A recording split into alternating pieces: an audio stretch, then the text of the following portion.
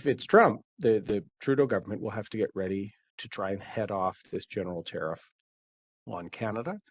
They'll have to quickly show a plan to make their NATO 2% targets. You see them finally moving on this now, Anthony, but we're not seen as a reliable partner, and not just by Trump, by the Harris Biden administration, by our NATO allies.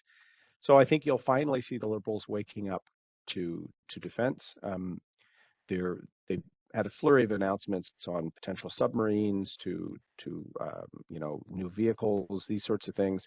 They're going to have to really lock that in, because Trump might also tariff NATO countries that don't make their 2%. So he's talking about using managed trade and even punitive trade in a way that could hurt. Now, whenever there's hurt, there's also opportunities, right? As you know, there's other sides to everything in markets. So I'm very bullish on defense and industrials in those sorts of categories. And defense, and security is everything from space to boots on the ground to drones. As more and more countries have to commit to their 2% because of Putin's aggression in Ukraine and war in the Middle East, tensions in the Taiwan Strait, there's going to be reliable investment by all major governments on defense, aerospace, security. So I think that is reliable as well.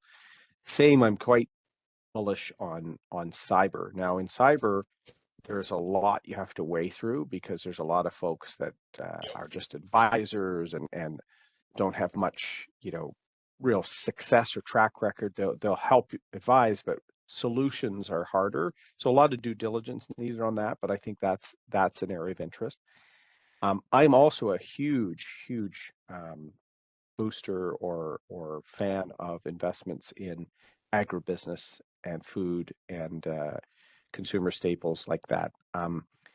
There's going to be food insecurity. There already is in parts of the world, but the more war and conflict and the more the Houthis are redirecting trade and shipping, you'll see famines in some parts of Africa in the next decade or so. And so food, agribusiness is another area where I think there's great opportunity. Canada does well and should be doing a lot more. We are one of the world's agriculturally productive zones. We have value added players as well. We also have, key ingredients like potash and others. So we're doing well in these sectors. We should be doing a lot more. So those are a few off the top of my head that I think will do well because of geopolitical uncertainty.